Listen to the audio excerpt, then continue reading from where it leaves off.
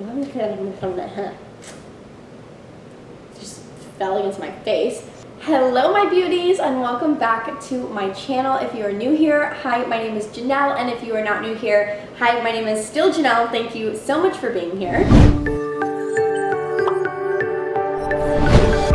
So today I have a how I annotate in my books video. This has been requested by a few of you guys, and I just thought, well, why not? I'll go ahead and show you. And then down the road I can do an updated one later if my method ever changes. Before we get into the video, obviously make sure to subscribe down below if you like videos like this, or if you just want to see more stuff from me. I upload every Friday and Sunday. Make sure you guys go follow my Instagram at janelle.kayla on Instagram. I would really appreciate it. Also, I just want to say thank you so much for 200 subscribers. I am like blown away, to be honest with you. I didn't mention when I hit 100 subscribers because I was like, okay, like I hit 100 subscribers, but like now that I'm at 200, I'm like, oh my gosh, like this is growing. So for those of you that are subscribed, I so appreciate you, and thank you so much for wanting to stick around. It means so much to me. I love reading you guys' comments and responding back. So please don't stop commenting. I absolutely love it. I love talking with you guys. I love answering your questions. I love getting to know you guys so much. It is one of the highlights of my days. So thank you so much. And for those of you that aren't subscribed, why don't you go ahead and subscribe, leave a comment, and let's chat. I would really love it. So yeah, I think that's everything. So let's go ahead and get into the video. Okay, so for my annotating, it's honestly really simple, I feel like, and there's not really much to it. But first I'm going to talk about the supplies that I use to annotate. Okay, so starting off with the sticky tabs that I use. I just use these sticky tabs. I buy these at Target. I would buy the tabs that I feel like a lot of booktubers use, but I'm pretty sure they get them from online, and I would be the person to completely forget that I need more tabs like last minute, and then it drives me crazy. So I just buy these from Target. I think they're like $3 a piece. I used to not get these specific kind. I actually used to get these like Post-it brand ones, and the color is just on the end, which I kind of like. This most recent time that I went to Target, they were out of these, so I went and picked up these instead, and the colors are a little bit different, so that's kind of obnoxious, but we'll work with it, it's okay. But yeah, I just use these, and obviously color coordinate according to each color, but these are super cheap and they're really easy to use, and yeah. As far as highlighting and underlining in my books and all that kind of stuff, I used to use like felt tip pens, but I noticed that they bled through a lot of the pages in my books, and that just bothered me a little bit.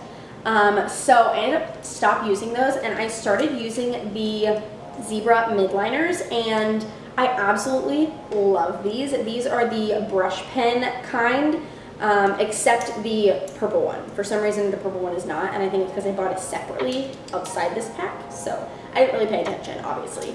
But these are dual-ended, so on the brush tip ones you have the brush tip on one end. Really cool. I love it. It makes it to where you can do like really cool calligraphy and all that kind of stuff. For me, because I like to journal and all that.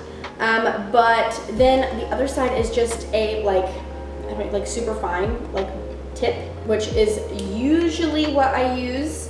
Sometimes I will use the brush side because then I can get like all of the words highlighted, instead of just kind of running a color line through the words. And then the purple one is a little bit different. So on the front end of the purple one, it's like a chisel tip, which is like a normal highlighter would be, and then the other end has that same like ultra fine tip. Zebra midliners, I love them. They, I feel like, are a little bit pricey for markers. Like the pack of 6 that I got was like $15, so they're a little bit pricey. And this one on its own was like,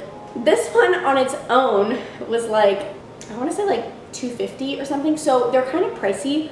I definitely recommend buying them in a pack because they definitely end up cheaper. But yeah, so these are the pens that I use usually.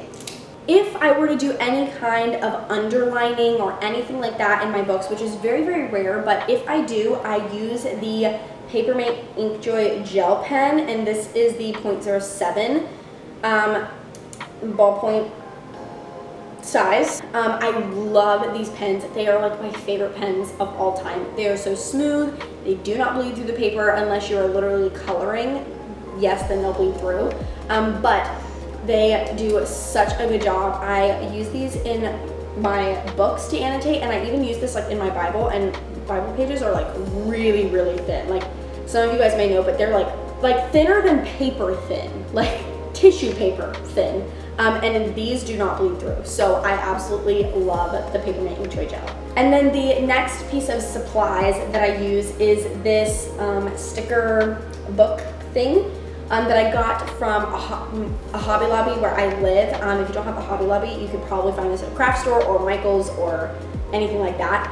But I got this one, and this is basically just like blank stickers. And I use them to write out like the key for all of the colors and what the colors represent in each of my books, and then I take it off this, I take the sticker off and I put it in the inside of the book.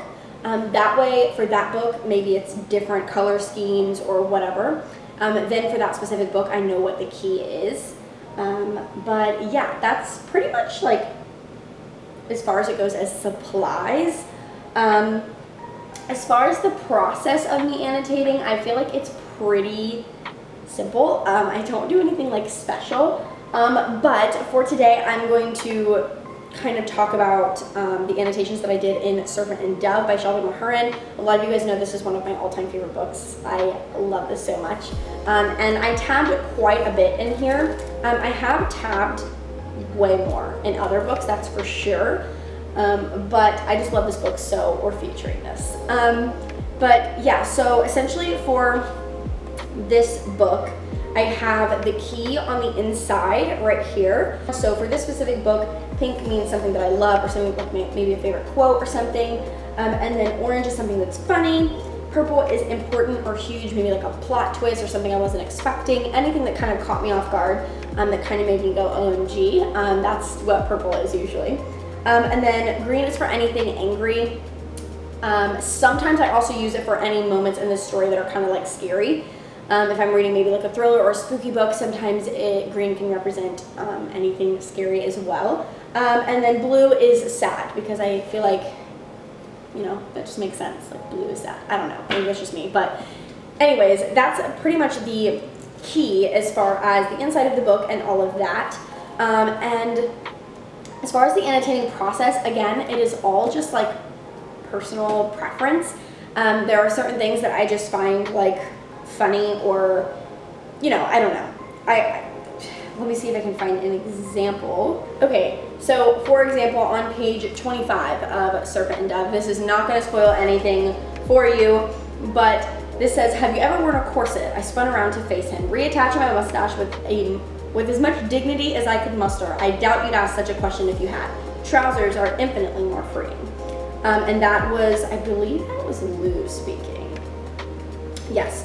So that was Lou speaking. That's something I just marked as funny. So when I was annotating in this book, I had different pens, obviously. But yeah, so I marked that as orange because in this book, orange was funny. So I feel like that's all there is to my annotating process. I don't annotate in all of my books. I really only annotate in the books that I'm either super, super excited to read, books that maybe I want to review and talk about, or just books that are kind of nostalgic. Like, for example, one of my favorite books that really got me into reading was The Book Thief by Marcus Zusak. And that one, I have a special copy of it. Like, I don't have the original copy, I have like a special edition of it only, because I think my copy that I had in like the 8th grade, like something happened to it. I don't know, it's gone. But when I do reread Book Thief, I will definitely annotate because it's kind of nostalgic for me. But yeah, I don't annotate in every single one of my books. Some books I just don't feel the need to annotate, but usually I will annotate if within the first 10 pages I've already found a favorite quote. Then I know, okay, we're gonna annotate this book.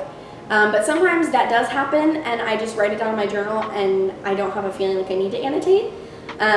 But yeah, I don't annotate because I feel like I have to or anything like that. I merely annotate because I enjoy annotating. If I don't annotate, sometimes it's because I'm trying to get through that book quicker. Obviously, annotating makes reading take up a little bit more time. I mean, by a few seconds, but it definitely takes up more time to annotate in books.